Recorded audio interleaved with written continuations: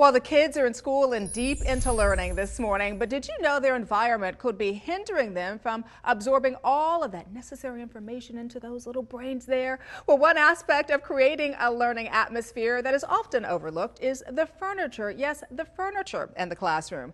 Joining us in our parent-teacher corner this morning to talk about the well-designed classroom for better learning, we have John Musso from the Association of School Business Officials and Saul Wagner from Hertz Furniture, a provider of furniture solutions for the educational market. Gentlemen, good morning. Good to see you and have you on the show this morning. Good morning. Thank you.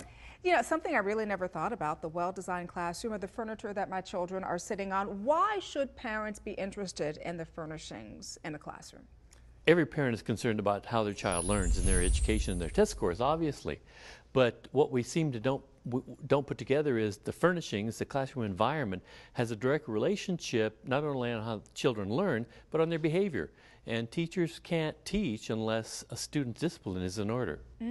Because I guess they have to be comfortable in what they're sitting on, right? That's definitely what it is. And if we think about it for a moment, our children are spending 8 hours a day in the classroom.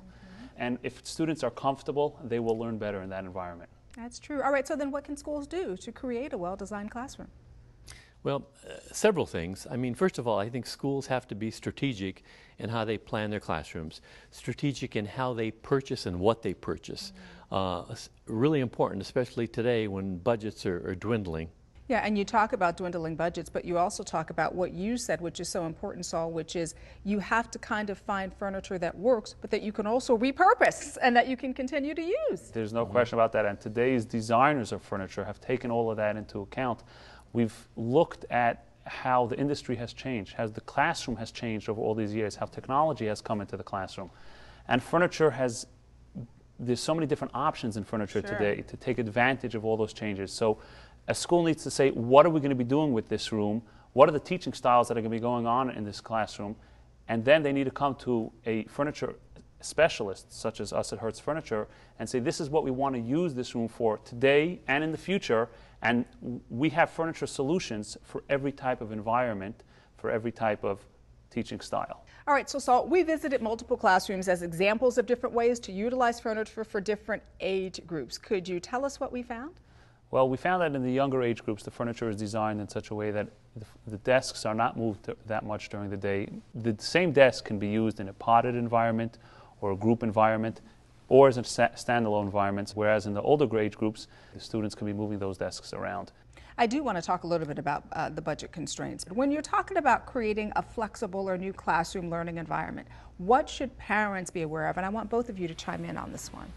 We've been cutting for the last couple of years because of the economy, and now we're cutting at the classroom level. We're cutting teachers, we're cutting aides, we're cutting textbooks.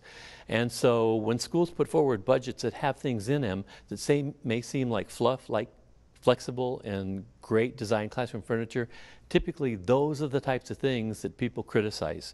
But we need to be more holistic in looking at that budget and analyzing why it's there. Ask more questions before we start to criticize. Saul? Yes, I definitely would agree with what John has to say. And in addition, the schools should be making sure that they're looking for value in terms of what the product costs is over the lifetime of the product, making sure that the product has a warranty, making sure that they're meeting with a furniture specialist who can provide them with the solutions that will give the value over the term of the product. So let me ask you then, as a parent, is there anything that I can do to ensure that my child is getting, more comfortable furniture, is maximizing their education where furnishings are concerned? School now are going to different types of tax overrides that voters need to approve. And it's to either fund current teachers and textbooks or to fund the capital items like buildings and furniture and equipment types of things.